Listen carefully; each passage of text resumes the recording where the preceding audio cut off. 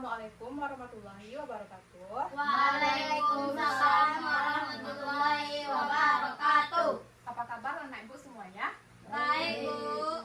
Baik, sebelum memulai mata pelajaran kita pada hari ini, mari kita akan bacakan basmalah secara bersama-sama terlebih dahulu ya. Bismillahirrahmanirrahim. Baik, apakah anak ibu masih ingat materi kita minggu lalu? Masih, Bu. Tentang apa? Sejarah dakwah. Baik, sekarang kita akan melanjutkan materi kita minggu lalu, yaitu apa materi kita hari ini? Tidak tahu. Tidak tahu. Baik, kalau anak ibu tidak tahu, maka ibu akan melihatkan cuplikan video kepada anak-anak ibu. Dan silakan untuk ditonton ya. Ya, Bu. Jalan dakwah, jalan para pejuang. Hidup adalah pilihan, dan pilihan terbaik seorang muslim adalah jalan dakwah. Jalan yang mendaki lagi sukar, bukan jalan yang membuat nyaman dan melenakan. Jalan mendaki, jalan yang tak hanya bicara tentang diri, tapi bicara bagaimana berbuat untuk umat. Jalan yang sukar dan mendaki, tapi inilah pilihan jalan para nabi. Jalan yang sepi tak banyak haruman mewangi. Jalan yang sedikit kesenangan duniawi, tapi inilah jalan menuju keindahan hakiki. Jika kau ingin jadi umat terbaik, inilah jalannya. Bukan jalan penuh keindahan, bukan jalan datar tanpa tantangan. Di saat orang sibuk memperkaya diri, di saat orang asik diskusi tentang harta, tahta, dan cinta, di saat orang sibuk dengan selfie, eksistensi diri, dan habiskan waktu untuk hobi, Rijalud dakwah disibukkan dengan mengabdi pada ilahi. Yang terpikir adalah bagaimana berbuat untuk umat, berbagi manfaat, dan berseru pada syahadat. Kuatkan tekadmu, kobarkan semangatmu. Jadilah pribadi hebat, menebar manfaat. Jadilah pendaki yang siap mengabdi, berserah diri hanya pada ilahi Robi.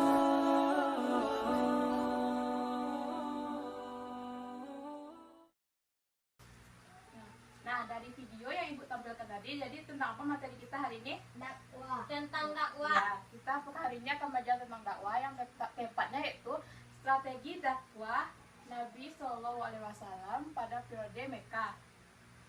Yang mana kita masuk ke sejarahnya terlebih dahulu sedikit ya, kita mengulang pelajaran minggu lalu yang mana sejarah dakwah Nabi Shallallahu Alaihi Wasallam pada periode Mekah. Yang pertama itu karena kebiasaan Nabi Muhammad SAW bersalawat, bertahmid atau menyendiri untuk beribadah kepada Allah Subhanahu Wa Taala di Gua Hira.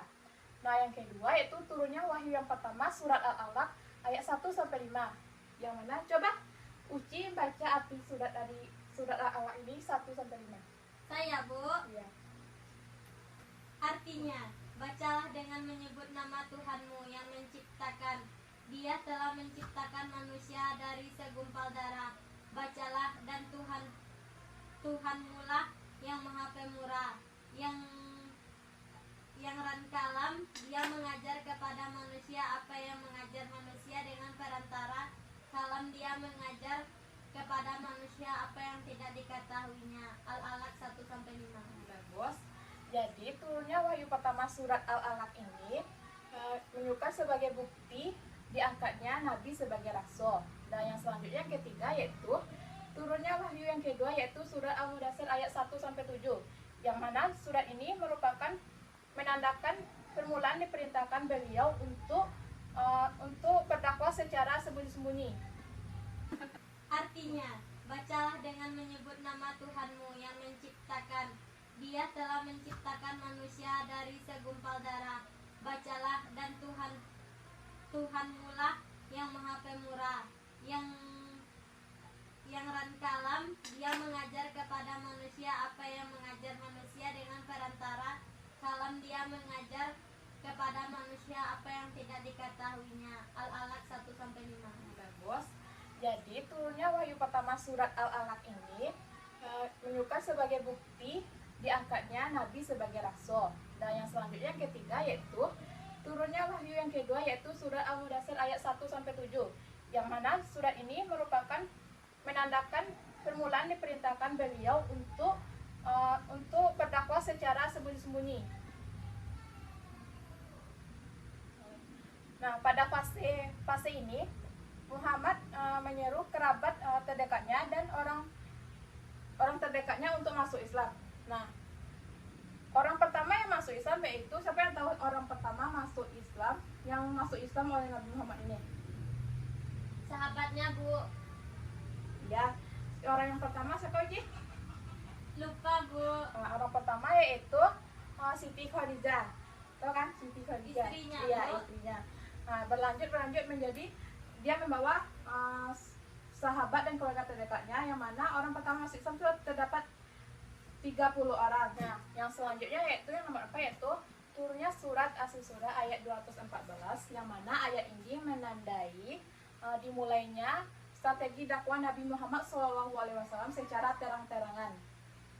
Dan selanjutnya itu perintah kepada Nabi untuk berdakwah secara terang-terangan, yang mana dakwah secara terang-terangan dilakukan pertama kali oleh Nabi ini di Bukit Safah, yang mana saat itu Nabi Muhammad SAW mengajak orang-orang kafir Quraisy untuk menyembah Allah serta menyeru mereka untuk meninggalkan menyembah berhala. Dan Nabi ini juga minta tolong kepada keluarga dan orang terdekatnya untuk membantunya menyebarkan agama. Namun orang-orang kafir Quraisy ini tidak suka dengan ajaran atau ajakan yang dibawa oleh Nabi SAW untuk masuk Islam.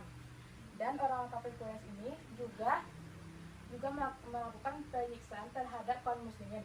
Nah, oleh sebab itu Rasulullah meminta kaum muslimin ini untuk diam-diam menyembunyikan kemusliman mereka.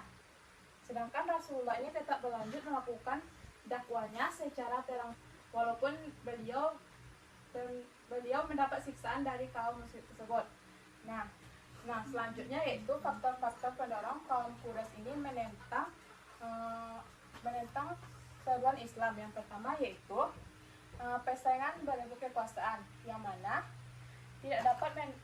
kaum Quraisy ini tidak dapat membedakan antara kekuasaan dengan kenabian. Yang kedua yaitu penyamaan hak terhadap antara kaum bangsawan dan rakyat biasa. Dan yang selanjutnya yaitu takut akan hari pembangkitan dan kepada ajaran nenek moyang, yang mana kaum Quraisy ini tidak rela meninggalkan ajaran dari nenek moyang mereka.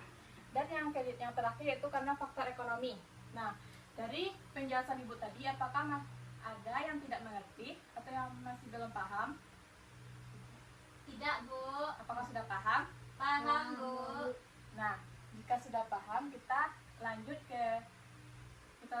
Sekarang Ibu akan membagi anak Ibu ke dalam 2 kelompok, dan Ibu akan memberikan tugas, dan nanti masing-masing kelompok akan mempresentasinya ke depan ya. Ya, Bu. Yang pertama yaitu kelompok 1 itu membahas tentang strategi dakwah secara sembunyi-sembunyi, dan yang kedua yaitu kelompok 2 akan membahas tentang strategi dakwah secara terang-terangan. Jadi Ibu akan memberi waktu selama lebih kurang 5 menit ya. Ya, Bu.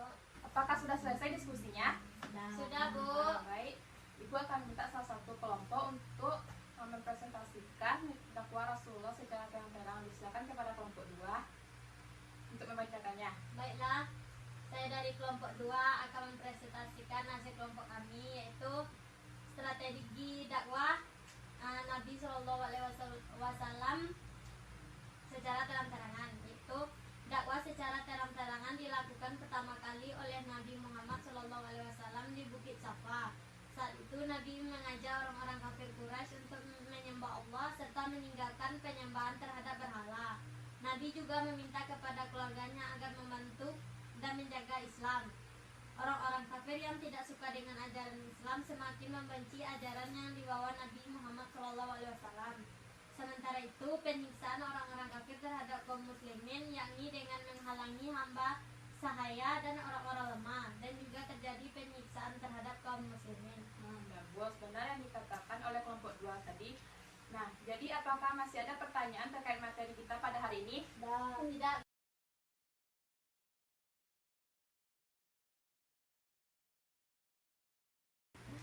Baik, selanjutnya Ibu akan memberikan sebuah permainan untuk menguji kemampuan atau pemahaman anak Ibu tentang materi kita pada hari ini.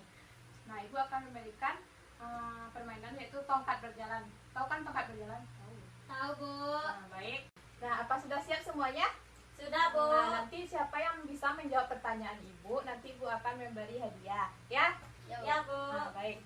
Kita mulai ya. 1, 2, 3.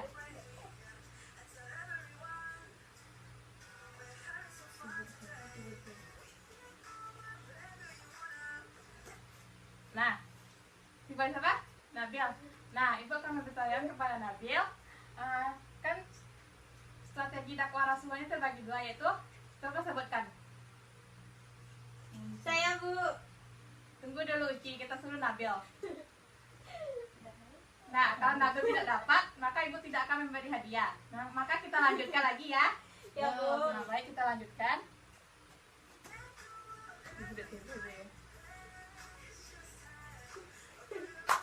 Nabila mau.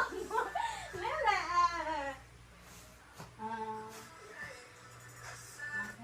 Nah, gimana Uci? Nah, Uci, pertanyaan yang sama yaitu ada dua strategi dakwah Rasulullah di periode Mekah ini. Coba sebutkan Uci. Yang pertama secara sembunyi-sembunyi, Bu. Yang Bagus. kedua secara terang-terangan. Bagus, kita kasih aplaus untuk Uci. Nah, itu akan memberikan apresiasi yaitu berupa uang kepada Uci ya.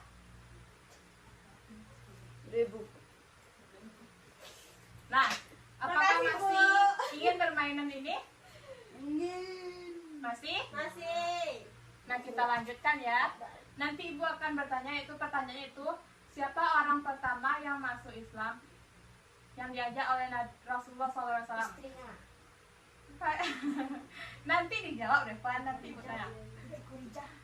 Nah, karena Revan sudah menjawab, jadi permainan kita cukup sampai di sini terlebih dahulu ya.